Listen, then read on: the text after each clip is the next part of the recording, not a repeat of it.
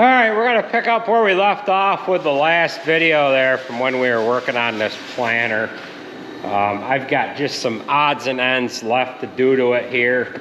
We've got all the iron on there. If you go back to the last video, we ended up replacing all the seed opener discs, the fertilizer discs. We ended up putting the closing wheels on it here before we put the corn planter away. And we also put new row cleaner discs on it, and we also repacked all the bearings for the fertilizer opener discs. I've got to go through and replace the little fertilizer tube that is on the front of the fertilizer coulter here. Once in a while they get all folded up and creased, and it turns into a mess. So we're going to replace those, just put all new ones on it. And I also have to adjust the gauge wheel for the seed opener. You want them to scrub the opener just so that dirt doesn't come in front of the gauge wheel, between the gauge wheel and the disc, and end up filling in your trench that you're making for the seed before the seed actually drops in. Now Junior here, he's running around the back end with the grease gun now. He's getting these greased so that when I go to adjust them, there'll be fresh grease in there to lubricate the actual pivot mechanism of this arm here.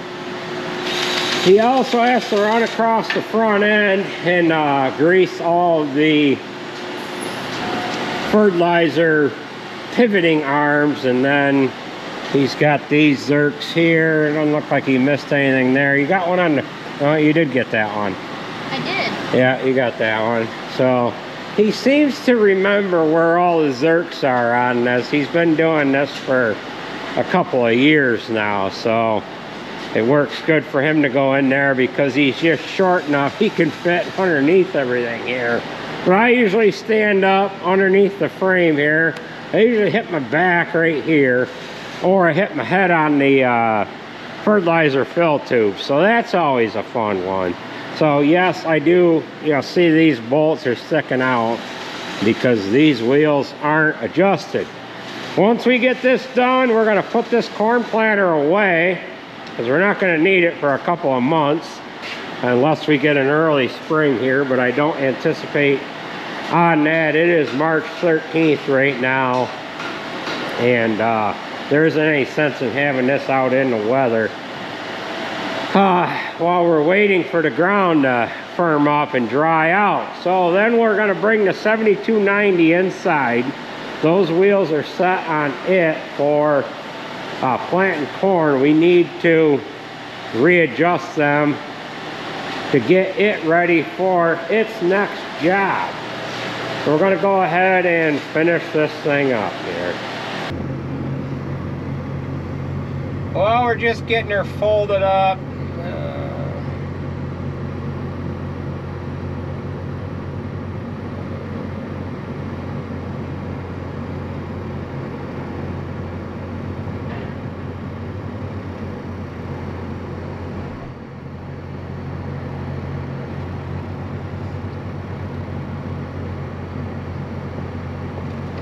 Okay, now we're gonna run over and put this away because it's gonna be about 6 weeks at least before we need it. And this will be the last time this tractor is hooked to this corn planter.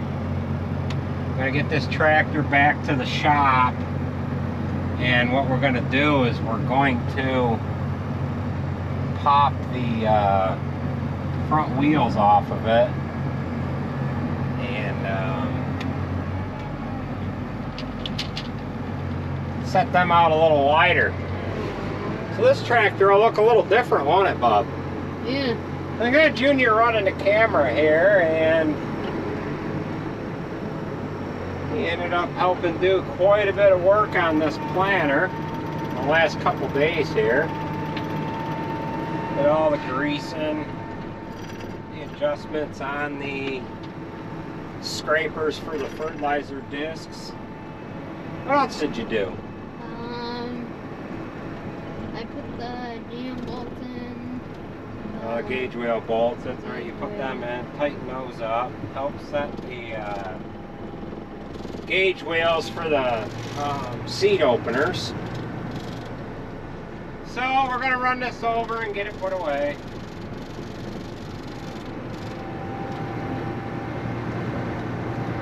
This is also the last time an IVT transmission will be on this, hopefully. Yeah, hopefully. Yeah.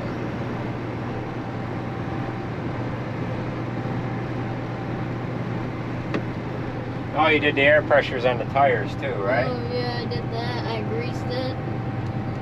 How much air do you have in the mainframe tires? 50. Yeah, because they're radials. They do call for 55. When we ran them at 50. And then how much air do you have in the outside tires, the wing tires? 40. 40. Okay, we'll be putting this away and we'll join back up with you once we get it over to its resting destination until we plant corn the 1st of May, right? Yep, with the new tractor too. Yeah.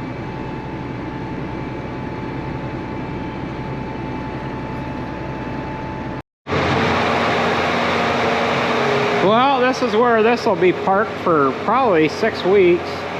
We put the chopper in here. We got the potting or mower parked here as well. Now we're going to pull out of here and head back to the shop. We've got to start adjusting the wheels on this. This is set for 30-inch corn rows. So you can see it's pretty tight there.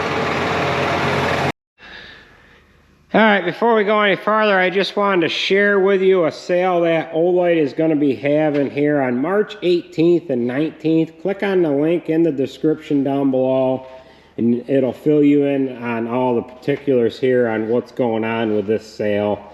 They have this Parent 2, which was introduced a while ago in a neat color, and they also have just come out with an update to the Baton 2, which I carry this with me all the time. Works out great, clipping it to the brim of your hat. And what they have now is the Baton 3.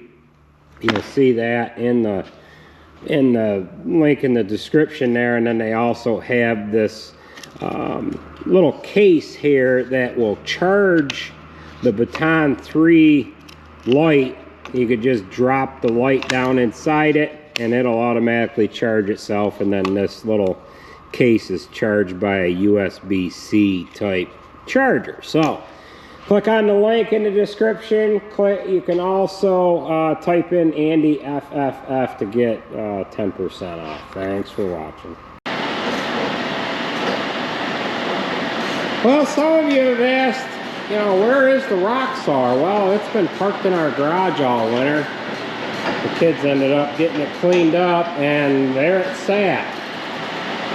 Right now, we're going to put a 4-person cab enclosure kit on it. This is a 2020 Mahindra Roxor. This has got the factory lift kit. Looks just like a little Jeep. It's got a 2.5 liter turbo diesel engine in it. I ended up buying this back in, I think it was July, somewhere around then.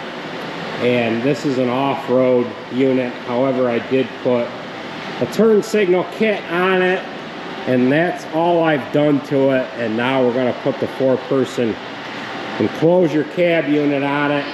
I'm not sure I'm going to actually like the 4-person enclosure, because we have to take that roll bar off that slants down, and then a more square looking unit's going to go on there so that we can enclose the whole unit.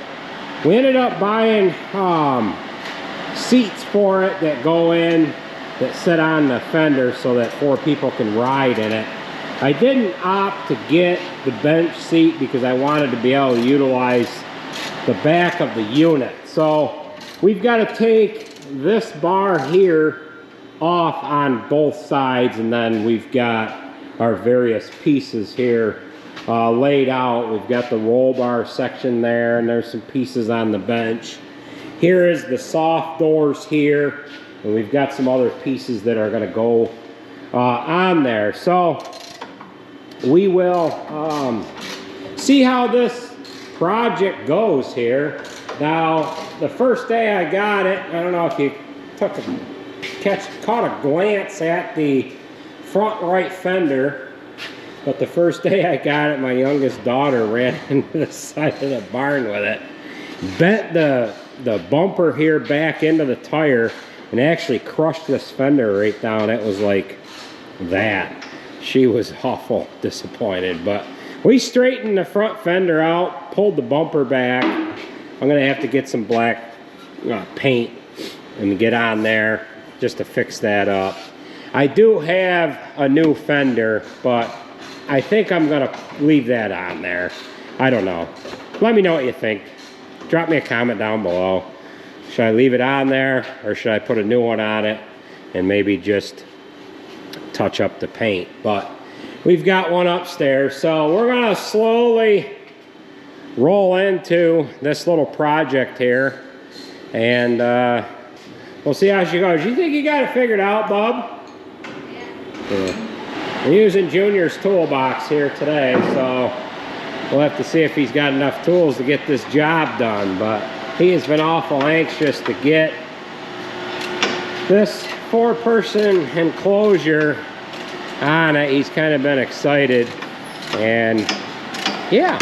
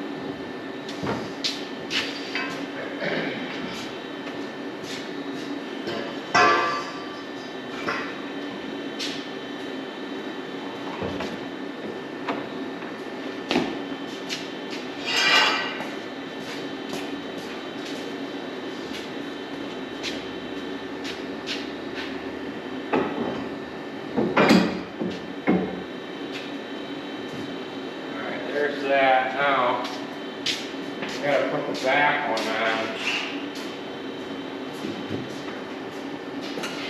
I might have to pull them back off. Why don't you jump up in there and balance this guy?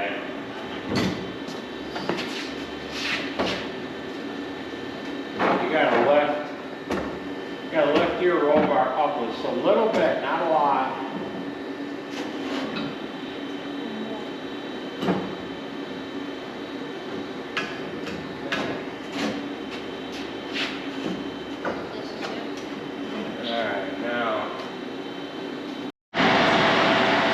Alright, we just removed the 2-person ROP assembly, and now we've got the more square 4-person unit, which, like I said, I wasn't really sure. I was gonna like the looks of it, but we don't have any other choice. This is what we have to have on there. And then it is safer for the riders anyway, because if they're sitting here, their head would be slightly above that roll bar section. Now the other way you could do it is put a seat in backwards, and then the passengers could share the roll bar right there with the two people up front. So this will be definitely a lot safer for if anybody's riding in it. And whatever, there is a bar that goes across here that you put on there for the backrest, but we'll get that on there here momentarily.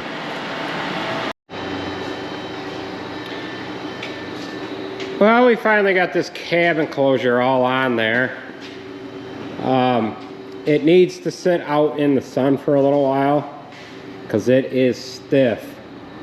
If you notice right on this bottom ledge here, this is supposed to actually hook underneath this lip, but it is really stiff because it has been folded up and sitting in a box for months on end here. So this cab enclosure here is made to be completely removed. The side curtain in the back, you can take that off of there. It's just got Velcro, and there's a zipper here, so you can unzip this, and then there is like a J-channel lip that you can pull the sides off, the side window here, and then the lip up at the top is just like this side here. And I would take it off, but I had a monger all the time getting it on because the plastic wasn't really straight. There's just two pieces, one's shaped this way, the other one's shaped the other way, and that allows you to get the sides off. And then you can also do the same thing to this back window. That's got zippers on the sides here. You can actually roll that up, and it's got a strap to allow you to leave that rolled up and cinched back to itself. The doors, of course, are removable as well. They just lift off of the hinges. And then you can also roll these windows down. You just unzip them, roll it down, set it down, and then roll it up, and then you just bring the strap around itself and hook it back to the snap closure right there. So about 10 minutes you could probably have this soft top off of there. So a while ago I ended up buying the seats to go in the back, and they just set on the fender here, and with those seats came backrests that clip onto the actual ROP assembly itself. And with those backrests, they stuck out a little bit, and it wouldn't allow me to be able to put the side window on. So when we take this side window off, and when it gets warmer out, we could put those backrests on there. But for now, we'll be able to run around with it, or the kids will be able to run around with it, and they'll be a little warmer than running around with an open ROP system. They have not driven this since about the 1st of November. They washed it up, put it in the garage, and there it sat. So that is going to do it for this video, folks. I don't really have any other plans for this thing. I was going to put the new fender on there, but I'm going to hold off on that, and we'll put that on there another day. But that is what it is. So thanks for watching, folks, and we'll catch you at the next video.